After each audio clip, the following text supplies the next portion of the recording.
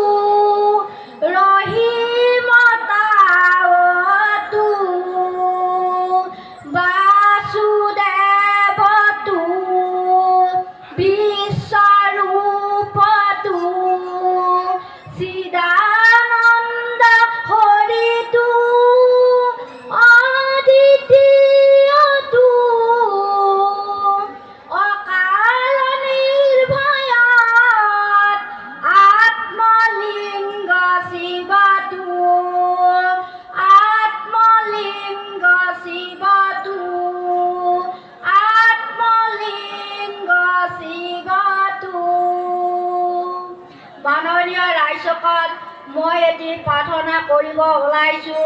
প্ৰাৰ্থনাটোত যদি ভুল ত্ৰুটি হয় মাৰ্জনা কৰিব। হে ঈশ্বৰ, তুমি এটা সত্য আমাৰ স্বজন কথা। তুমি লালন পালন কৰোঁতা, আমাক বুদ্ধি প্ৰদান কৰোঁতাও তুমিয়ে আমাৰ ত্ৰাণকৰ্তা। হে প্ৰভু, তোমাৰ শক্তি অপাৰ, তুমি অনন্ত, তোমাৰ গতিৰ কোনো পাৰ নাই।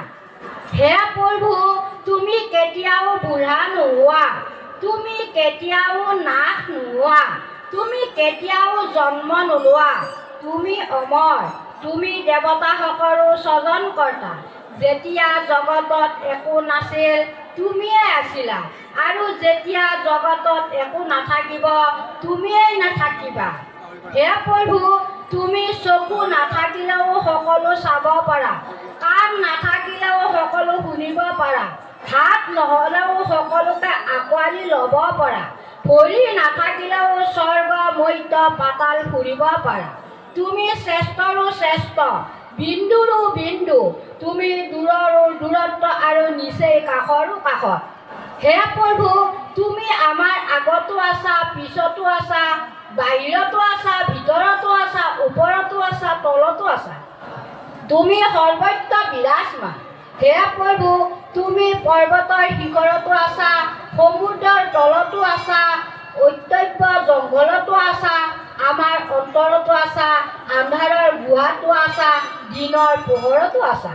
হে প্ৰভু, তোমাৰ আদেশতে সূৰুযে কিৰণ বিলাইছে, তোমাৰ আদেশতে ডাৱৰে বৰষুণ দিছে, তোমাৰ আদেশতে বতাহ বলিছে, সমুদ্ৰৰ জোৱাৰ ভাটাৰ সৃষ্টি হৈছে, গৰম ঠাণ্ডা আহিছে গৈছে। হে প্ৰভু, অগ্নিৰ উত্তাপ তুমিয়েই দিছা, পানী ঠাণ্ডা তোমাৰেই দান, জোনৰ শীতলতাও তুমিয়েই দিছা, বিজুলীৰ চমক, বতাহৰ বল, ফুলৰ সুগন্ধ, ফলৰ সোৱাদ তোমাৰেই দান। হে প্ৰভু, বলৱানৰ বল দিওঁতা, বুদ্ধিবানৰ বুদ্ধি দিওঁতা, গুণবানৰ গুণ দিওঁতা, ধনৱানক ধন দিওঁতা, তুমিয়েই ৰূপৱানৰ ৰূপ, জ্ঞানীজনৰ জ্ঞান তুমিয়েই দান কৰিছা।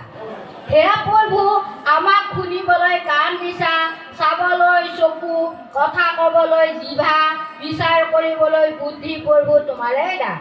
তোমাৰ গুণৰ কথা কৈ অন্ত কৰিব নোৱাৰি।